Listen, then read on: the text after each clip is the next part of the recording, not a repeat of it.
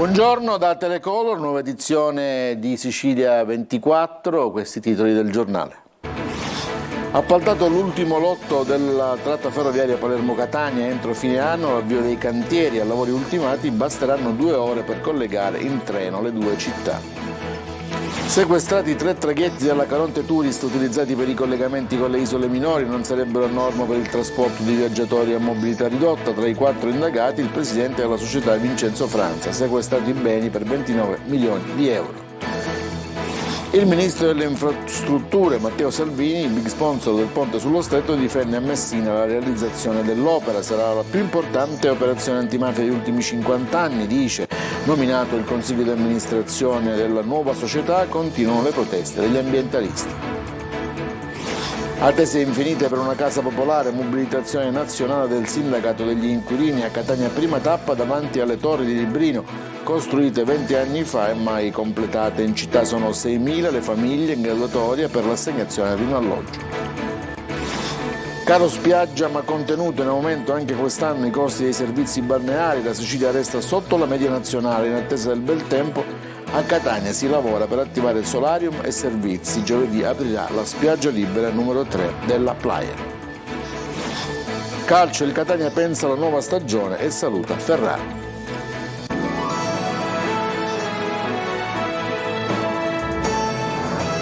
Ancora buongiorno da Telecolor, cronaca in apertura. Un uomo di nazionalità straniera è stato ucciso la notte scorsa a coltellate a Pachino, in provincia di Siracusa. L'omicidio è avvenuto in via Garibaldi, dove alcuni residenti hanno visto il cadavere e hanno dato l'allarme. Le indagini sono condotte dai carabinieri che hanno riscontrato ferite d'arma da fuoco sul corpo della vittima. I militari hanno inoltre prelevato le immagini delle telecamere di sicurezza di una porzione di area attorno al luogo dell'omicidio. I video saranno esaminati alla ricerca di elementi utili a ricostruire il delitto e a individuarne l'autore. Adesso ci spostiamo a Trapani, a Palermo. Il pool della Procura di Palermo, che indaga sui fiancheggiatori di Matteo Messina Denaro, ha depositato la richiesta di giudizio immediato per Emanuele Bonafede e la moglie Lorena Ninfa Lancieri, la coppia che ospitò più volte a casa, a pranzo e a cena, il boss latitante Matteo Messina Denaro. Per i magistrati le prove raccolte sono più che sufficienti per dimostrare l'accusa di favoreggiamento aggravato dall'avere agevolato Cosa Nostra e procurato in osservanza della pena in un processo. La richiesta della Procura è stata accolta dal giudice per le indagini preliminari Antonella Consiglio. L'udienza per Bonafede e Lancieri è stata fissata per il prossimo 10 luglio a Marsala. Restiamo a Palermo. La polizia, su delega della Procura del Tribunale per i minorenni, ha eseguito un'ordinanza di custodia cautelare attraverso il collocamento in comunità emessa dal GIP del Tribunale per i minorenni a carico di 5 ragazzi appartenenti ad una baby gang accusati di lesioni aggravate in concorso. Il provvedimento eseguito dai poliziotti alla squadra mobile scaturisce da un'indagine avviata dalla sezione contrasto al crimine diffuso, i cosiddetti falchi, a seguito di una violenta aggressione avvenuta per futili motivi lo scorso 4 dicembre in via Candelai, una zona teatro della movida cittadina. Un'aggressione con 4 maggiorenni violenta con l'utilizzo di un tirapugni. Adesso ci spostiamo a Messina, sulla Messina-Palermo, perché è stato aggiudicato l'ultimo lotto, il Fiumetorto-Lercara, sulla tratta ferroviaria Palermo-Catania, previsto entro la fine dell'anno l'avvio dei cantieri che garantiranno 1.500 posti di lavoro. A lavori ultimati saranno sufficienti 2 ore in treno per collegare le due città. Ce ne parla Roberta Lunghi. L'ultimo tassello costituito dall'aggiudicazione della gara per la tratta ferroviaria Fiumetorto-Lercara completa il puzzle dei lavori appaltati su tutto l'itinerario ferroviario tra Palermo e Catania. La gara, da oltre 1,3 miliardi di euro, è infatti stata vinta da un consorzio con capofila WeBuild. Soddisfatto il presidente della regione Schifani. Con questa aggiudicazione tutti i lotti della Palermo-Catania risultano aggiudicati e inizieranno i lavori entro l'anno. Questo è un importante traguardo che si raggiungerà, e vi è la ferma volontà del governo ma anche di RFI di dare una velocità media intorno ai 200 km da Palermo a Catania. Gli interventi, che garantiranno 1.500 posti di lavoro, come precisa RFI, consistono nella realizzazione di una linea a doppio binario di circa 30 km, di cui circa 20 in galleria. Il progetto prevede anche la realizzazione della nuova stazione di Cerda per il collegamento con l'interporto di Termini Imerese e della fermata Valle del Torto, oltre che la riqualificazione della stazione di Lercara, diramazione che potenzierà i collegamenti con Agrigento. Al termine dei lavori lungo tutto l'asse Palermo-Catania sarà possibile muoversi tra le due città in meno di 2 ore. Riduzioni dei tempi di viaggio progressive sono comunque previste già prima di tale data, grazie all'attivazione per fasi dei nuovi tratti di linea. La Guardia di Finanza ha sequestrato 3 traghetti della Caronte Tourist impiegati nei collegamenti con le isole Eolie e con Ustica. Le navi non sarebbero in regola con la legge sulle barriere architettoniche. Fra i 4 indagati c'è pure il presidente della società Vincenzo Franza. Ce ne parla Mario Viola. Scatta il sequestro per 3 traghetti e fondi per 29 milioni di euro a carico della Caronte Tourist, la compagnia di navigazione che collega Milazzo alle isole Eolie, Palermo a Ustica. Sotto sequestro sono finiti i traghetti Elga, che viaggia sulla linea verso Ustica, Bridge, che fa rotta per le Eolie, e Ulisse, che nei mesi scorsi era stato impiegato sulla linea Palermo-Ustica e poi per il trasporto di merci. I finanzieri del nucleo di polizia economica finanziaria di Palermo hanno eseguito il sequestro disposto dal GIP di Messina. Secondo le indagini, le navi non sarebbero attrezzate per trasportare viaggiatori con mobilità ridotta, disabili, anziani, donne e uomini con passeggini al seguito. Cosa diversa da quella attestata dalla società nei documenti con i quali ha preso parte al bando regionale per i collegamenti con le isole minori, vincendolo la stessa gara aggiudicata nel 2016 e ancora oggi operativa in regime di proroga. Oltre alle società sono indagate per frode nelle pubbliche forniture 4 persone: Vincenzo Franza, 59 anni, presidente del consiglio di amministrazione, e i consiglieri e amministratori delegati Luigi Genchi, 59 anni, Sergio La Cava, 60, Edmondo Bonanno, 51. Alla Cava vengono contestate anche la truffa aggravata per il conseguimento di erogazioni pubbliche e la falsità ideologica. Si tratta del prosieguo di un'altra inchiesta denominata Alto Mare, risalente al 2020. Allora i finanzieri sequestrarono i traghetti Pace, Caronte e Ulisse e 3 milioni e mezzo. Allora come oggi il problema erano e restano le barriere architettoniche a bordo. Il ministro Matteo Salvini ieri a Messina per tenere a battesimo la rinascita della società Stretto di Messina, chiarisce tutti gli aspetti legati alla realizzazione del ponte sullo Stretto. Lui dice è la più importante operazione antimafia degli ultimi 50 anni. Non sono mancate comunque le proteste degli ambientalisti. Roberta Lunghi ancora.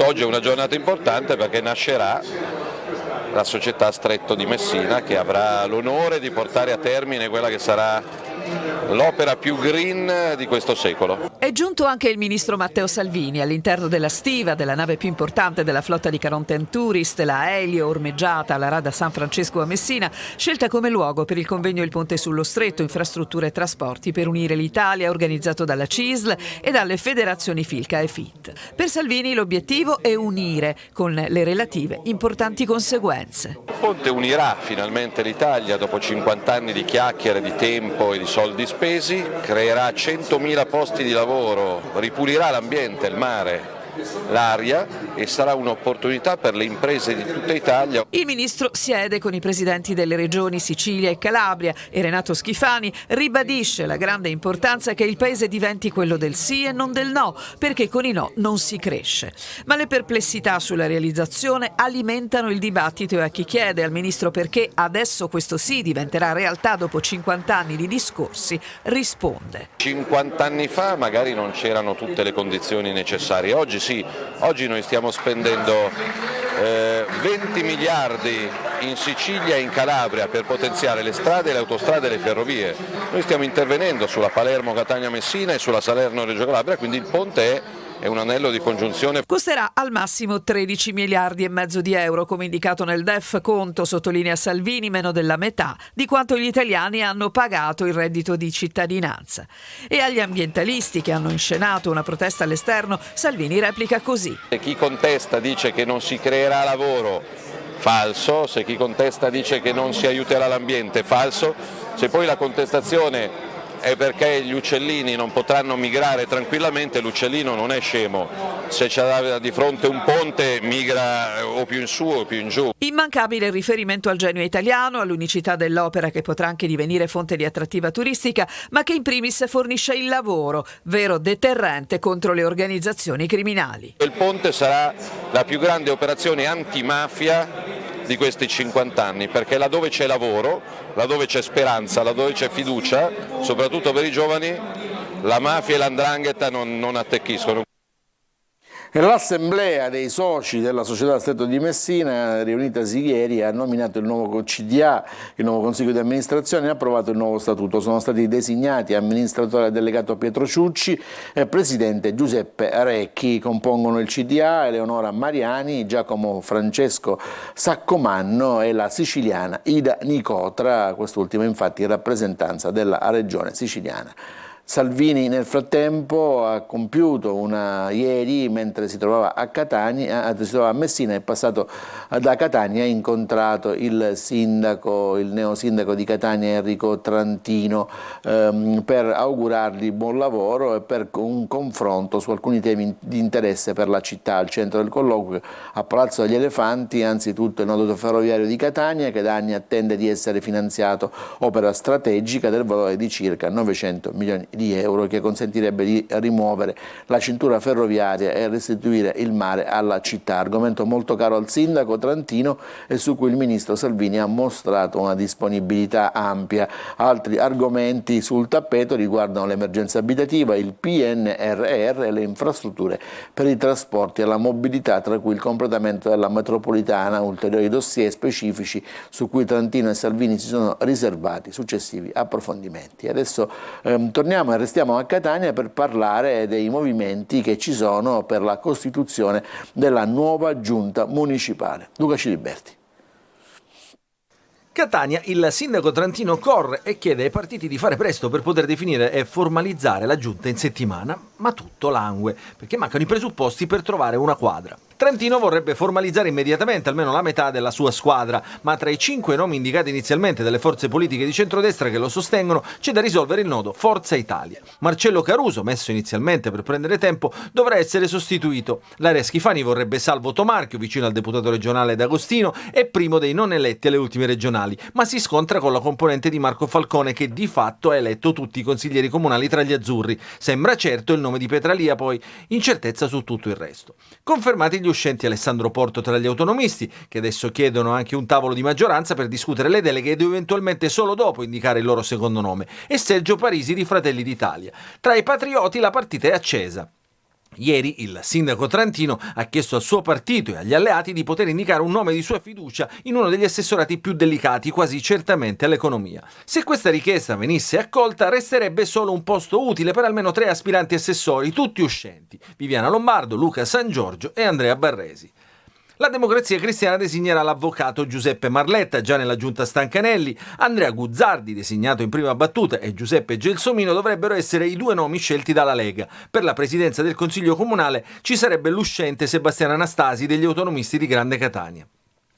Per risolvere i conflitti generati dalle pulsioni degli aspiranti componenti della giunta, il sindaco Trantino, di concerto con i partiti, potrebbe giocarsi una carta dirimente: chiedere ai futuri assessori le dimissioni da consigliere comunale, una scelta che consentirebbe di liberare posti e far scorrere le liste. E su questo ultimo punto si discuterà nelle prossime ore. Intanto Trantino in queste ore si è insediato a Palazzo Minoriti come sindaco della città metropolitana. Questioni alloggi di edilizia popolare a Catania. Resta un'eterna incompiuta, parte la mobilitazione nazionale del sindacato Sunia degli inquilini a Catania. Prima tappa davanti alle torri edificate 20 anni fa e mai completate, a Librino. Giusy Lazzara. A maggio hai fatto 24 anni che ho fatto richiesta di alloggio, e da che ero 129esima gradatoria sono arrivata a 188, poi a 388, via dicendo. Non rientro neanche in questi 2 torri, mi stanno dicendo. Una richiesta è un alloggio anche piccolo, ma non dà nessuna speranza. Mi dicono fra 20 anni così andrà a finire, e non è neanche giusto far stare 4 persone in una stanza in questo modo, perché mia mamma ha solo 2 vani. e la cucina. Sono 6.000 le famiglie nelle graduatorie per una casa popolare a Catania, ma si stimano che sono almeno 15.000 le persone senza un alloggio. Pesano anche gli sfratti incolpevoli di chi è in difficoltà economica per sostenere un affitto.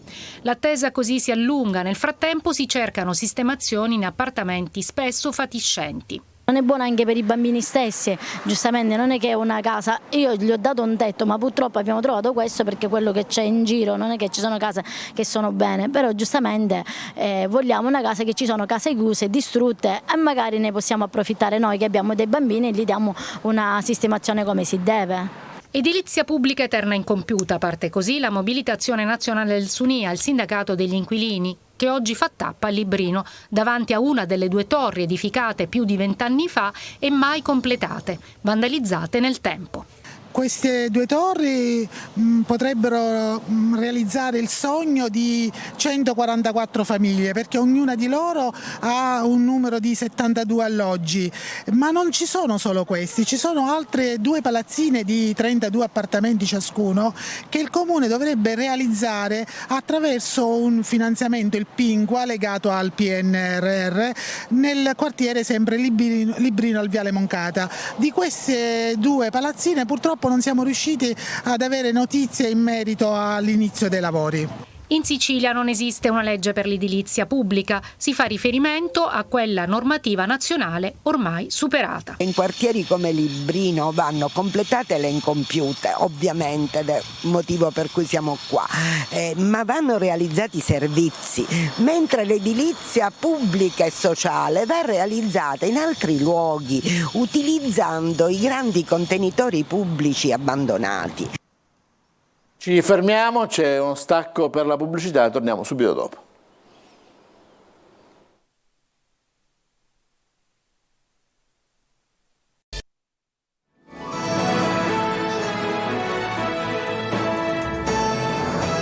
Seconda parte del telegiornale, si avvicina l'estate, secondo l'Osservatorio Turismo di Federconsumatori i prezzi dei servizi in spiaggia aumentano anche quest'anno, ma la Sicilia resta la meno cara. Emanuela Corsi. Caro spiagge, ma non troppo. I prezzi dell'estate 2023 crescono in media dell'11% rispetto allo scorso anno in tutto il paese. La Sicilia però resta ancora un posto relativamente economico dove trascorrere le vacanze. L'isola, pur essendo una delle mete più gettonate, è anche uno dei luoghi dove gli abbonamenti e i singoli servizi in spiaggia costano di meno. Se andiamo a vedere i prezzi degli stabilimenti del palermitano, del catanese e del trapanese, come rilevato da Federconsumatori, la Sicilia è per la maggior parte dei servizi più economica del 30-60% rispetto alle altre regioni d'Italia. Come vediamo, ad esempio, per un ombrellone si spendono in media 6 euro, un abbonamento giornaliero costa 23. Se vogliamo affittare ombrellone e sdraio per un mese, la cifra ruota attorno ai 380 euro, mentre per l'intera stagione si spende poco meno di 1.000 euro. Cifre importanti, ma nulla in confronto ad una regione concorrente come la Puglia, dove solo per l'ombrellone si spendono in media 17 euro, per un abbonamento stagionale più di 3.000 euro. Devo dire che fino ad oggi i balneari si sono comportati in modo corretto ed è anche giusto riconoscerlo.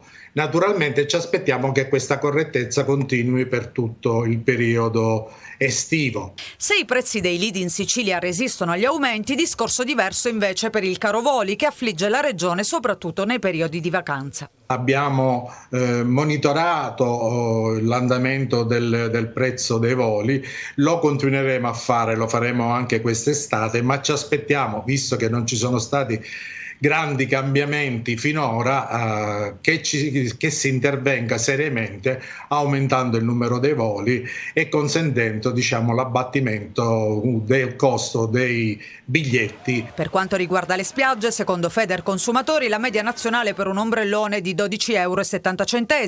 Per una sdraio e lettino i costi sono di circa 8 e 11 euro. Gli abbonamenti giornalieri si aggirano attorno ai 32 euro, mentre gli affitti stagionali sono oltre i 2.100 euro. A Catania la stagione balneare è in ritardo per le bizze del tempo. Domani si inaugura la spiaggia numero 3 della Playa e siamo andati a vedere in che condizioni si trova. Poi toccherà al solarium e infine alle spiagge libere 2 e 1. De Mana. Umore grigio come il cielo per gli amanti della Tintarella, che dovranno ancora attendere qualche giorno per potersi godere un po' di sole di questa primavera dalle sembianze autunnali. Niente paura, il cattivo tempo sembra avere le ore contate. Giovedì si apre la spiaggia libera numero 3, la prima ad essere consegnata alla collettività. Sabbia spianata e pulita, servizi quasi ultimati, restano soltanto le rifiniture con gli operai che anche oggi sono stati fermati dal maltempo. Nessun taglio del nastro o inaugurazione in pompa magna fa sapere la società Stella Polare che gestisce le spiagge libere comunali e i solarium. C'è solo voglia di recuperare il terreno perduto ed avviare la stagione balneare. Spiaggia libera numero 3 pronta fra 48 ore, poi toccherà la numero 2 che aprirà i battenti all'inizio della prossima settimana. Nel frattempo è stato ripulito l'ampio parcheggio che il mese scorso era ridotto ad una discarica a cielo aperto. In mezzo è prevista l'apertura del solarium di Piazza Europa. In questo caso, lo vedete dalle immagini, la piattaforma in legno è stata ultimata, anche se bisognerà lavorare sugli accessi al mare con la scogliera di Catania che mostra i segni delle recenti mareggiate. Analogo discorso per il solarium di San Giovanni di Cuti, destinato ad aprire a metà settimana, anche se qualcuno lo ha già utilizzato e testato in quei rari giorni in cui il sole ha baciato Catania. Già il sole grande assente, così questo turista svizzero è costretto a rivedere il suo programma giornaliero.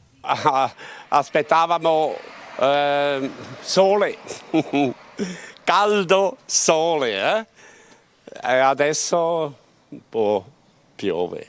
Niente mare, cosa farà oggi? Oggi andiamo in città per guardare il monastero, il castello, dopo vediamo. La nostra breve intervista viene interrotta dal passaggio dell'autobus in transito sul viale Kennedy e allora si sale a bordo, destinazione centro. Per oggi niente Tintarella ma un tuffo nel barocco catanese. Ancora una pausa per la pubblicità, torniamo con il calcio.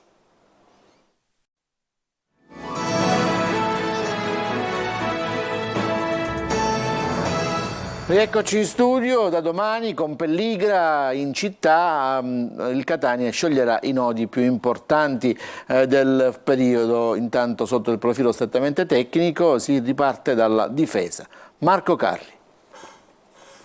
Con il presidente Pelligra in sede a partire da mercoledì sono svariate le decisioni che verranno prese in vista della prossima Serie C, ma c'è una base per il Catania da cui ripartire che è anche rappresentata da alcuni giocatori. Il DS Laneri, che in queste ore è impegnato in sede per incontrare l'intera squadra e il resto dello staff per questioni più burocratiche e amministrative, l'ha detto più volte, non sarà smantellato l'organico, anche se ovviamente servono importanti innessi sia numericamente che a livello qualitativo per essere protagonisti in Serie C. Sotto il piano tecnico allora da chi si riparte, come ogni buona costruzione sono importanti le fondamenta. Cominciare dal basso non è mai la scelta sbagliata, dunque dalla difesa e dietro il Catania le sue certezze ce le ha già. Sono Rapisarda, Cassellini, Lorenzini. Francesco Rapisarda è l'emblema di ciò che serve catanese per dare identità, ma anche dal sicuro rendimento. Più di 3.000 minuti in campo nell'ultima stagione, 6 gol, 7 assist, ma anche esperto nella categoria. A Trieste, 2 stagioni fa, in C ha regalato numeri vicini a quelli di quest'anno e un probabile titolare anche in futuro.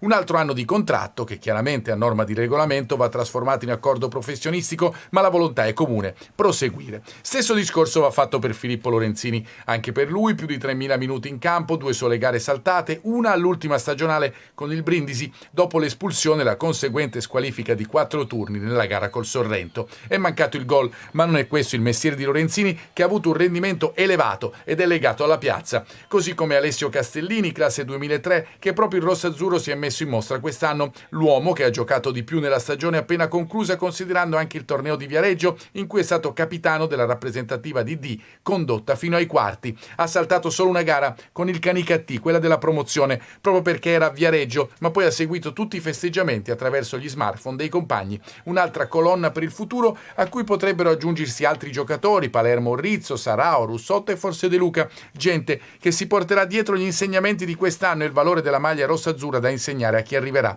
Le scelte dipenderanno anche dal nuovo allenatore, oltre che dal budget. La cifra è importante, ma più che altro serve la programmazione, sapendo di avere anche le fondamenta da cui ripartire.